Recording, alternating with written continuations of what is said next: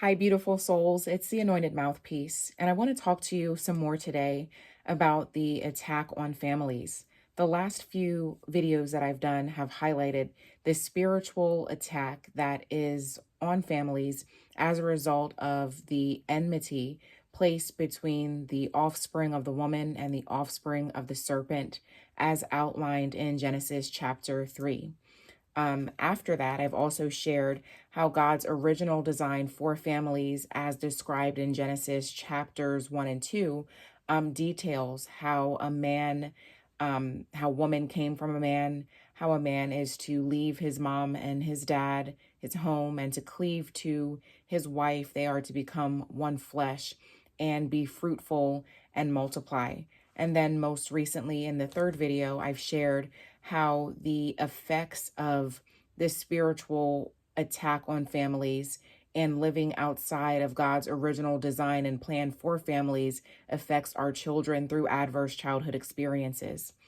Right now, I'd like to discuss a little bit of the economic impact that this discord and dissension and spiritual disunity has on our families. This isn't just something that's relegated to our homes, right? If we're experiencing this spiritual attack on families and it manifests as a result in family separation or mental health issues or domestic violence or substance use disorder, that it doesn't end there. Of course, it impacts our children, it impacts us as adults, but it also impacts our overall economy. In 2024, the US government spent approximately $11 billion on programs specifically designed and dedicated to child welfare services. The funds are used to, quote unquote, protect children, support families, and promote adoption. This raises a red flag or something that we need to make special mention of. If $11 billion of funds are somewhat allocated to the promotion of adoption, we have to take a look at how the systemic injustice perpetuates this spiritual attack on families and keeping families separated. As much as they might say that they advocate for families to be supported and to stay together, in fact, the legislatures and the funding all speak to this notion of separating families and further perpetuating these statistics that say that children who experience a certain number of adverse childhood experiences have shorter lifespans, or children who are exposed to quote unquote dysfunctional home life will be at a developmental disadvantage and unable to build healthy relationships and sustainable lifestyles. So funding specifically goes to promoting adoption through the child welfare services. We have to then note the correlation that these child welfare systems and services are not always geared to and toward keeping families together and supporting families through their times of discord and need. In 2024, the adoption and child welfare services industry generated $30 billion in gross revenue. This represents a 2.8% increase since 2023. And in 2025, it's projected to continue growing to a projected market share of $30.5 billion. This is no lightweight thing. This is something that creates a substantial amount of profit and income for the US government. So $30 billion in, $11 billion out to programs. I'm really no math whiz, but where's the remaining, what is that, $19 billion? Where does that go? Whose pockets does that line? What laws and legislatures are benefiting families and children with that money? The total federal dollars spent on foster care maintenance programs, maintenance payments. These are for foster parents and the facilities that hold foster children. They total just under $1.3 billion. So if 30 billion or $30.5 billion is expected to be generated through adoption services provided by the Child Welfare Services, and $11 billion are spent in programs dedicated to child welfare for protecting children and supporting families, and then $1.3 billion are spent on foster care payments to foster parents and facilities, there still is a significant gap. The U.S. government is generating a large stream of revenue and income from adoption services that aren't going back into these programs that are supposedly designed for keeping families together and supporting them through times of adversity and need. A resource or foster family can earn as much or more than $9,000 a month. So there is specifically an incentive, and adoption and foster care services are incentivized. What I'm saying is it is an incentive to rip families apart because it generates income. And to say otherwise, well, I'd like to see the statistics that show that. We're not actually in support of keeping families together. It's going back to the spiritual attack on families, right? The evil one, Satan, the adversary, the accuser of the brethren, he has been given free reign here in this world. And he doesn't show up hiding under your bed with horns and a tail and a pitchfork, right? That's not how we see the devil. We're never going to see him in this physical representation, just like we don't see God in the physical representation. The way that we see God is through love demonstrated through people.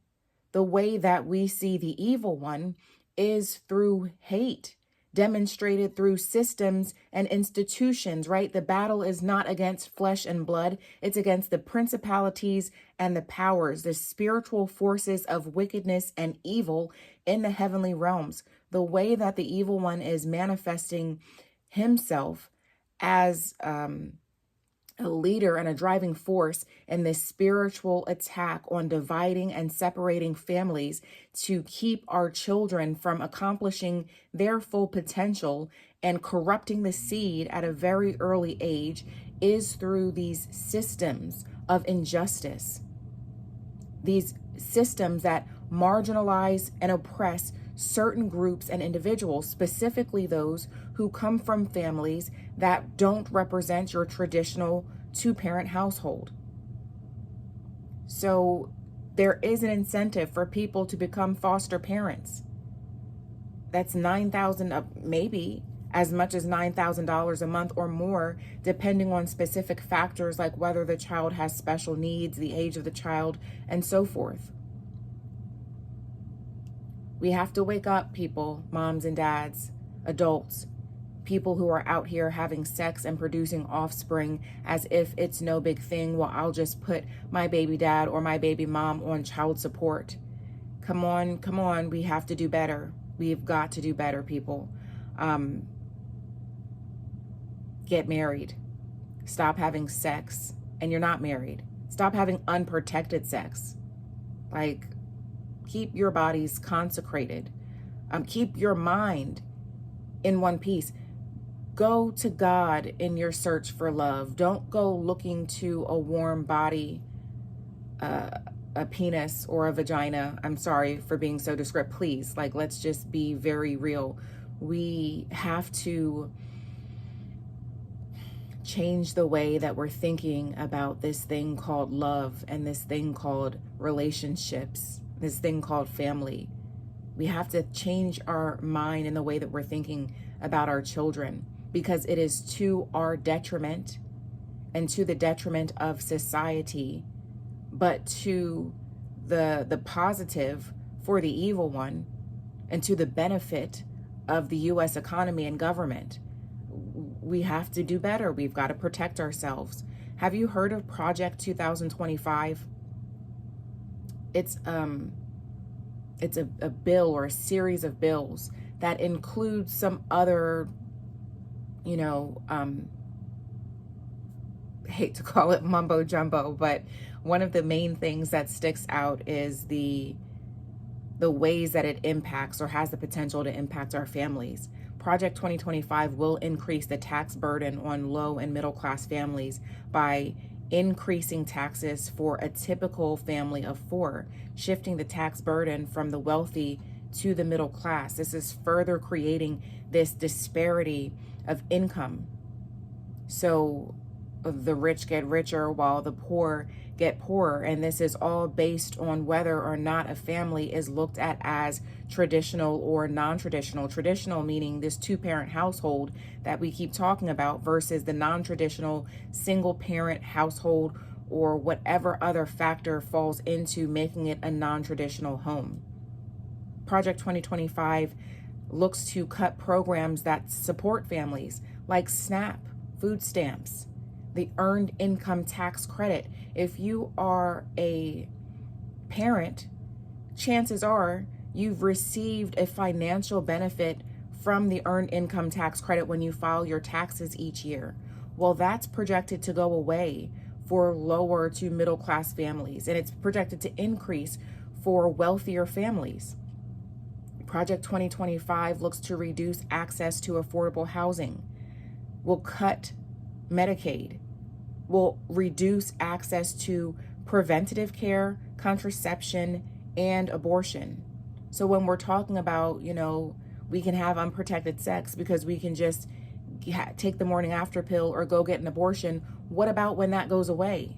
What about when that's no longer as readily of an option as it has been? How much more will we be seeing the results of these families that are disjointed and the adverse effects that it's having on the children that are produced as a result?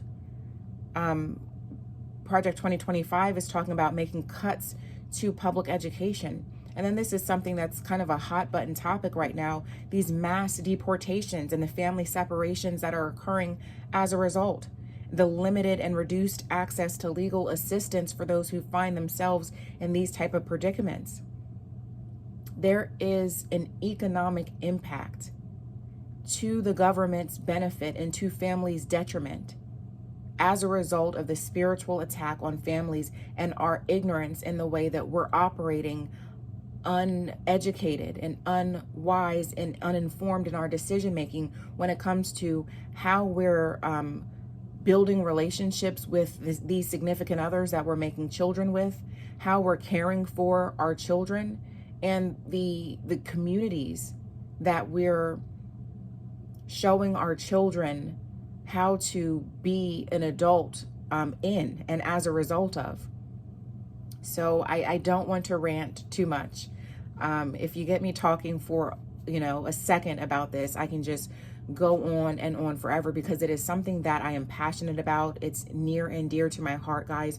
We need to fight for our families. And the way that we're going to fight this thing is spiritually. We don't wage war in the natural sense with chariots and horses and gunpowder and weapons, swords. The way that we fight back, we're going to have to become spiritually aggressive. We're going to have to be so practiced and seasoned in going to the throne of grace and mercy and asking God and praying to God and standing up in the authority that we were given as children of God, as a part of his original design, and taking back the authority that this evil and corrupt system we call the world looks to taint our families and our children and rip them apart. We have to do better, but it starts with knowing. We have to know what we're up against. This isn't just some coincidental thing that's happening out here. The amount of children being adopted, the amount of children in foster care, the amount of the divorce rate, the amount of children that are experiencing these adverse childhood experiences, the amount of adults who are suffering from mental illness, suffering silently through domestic violence, suffering through physical abuse, emotional abuse, sexual abuse. And then these are things that our children are dealing with. This is not a coincidence. It is an epidemic, and we need to give more attention to it. We need to get serious about it. First, we need to inform and equip ourselves with knowledge. Knowledge is power, and that is what I'm seeking to do by speaking on these things, even if nobody's listening. Even if only one person watches this video, I've put it out there for people to see. There's no excuse not to know, especially in the age that we live in when information is so readily available at our fingertips.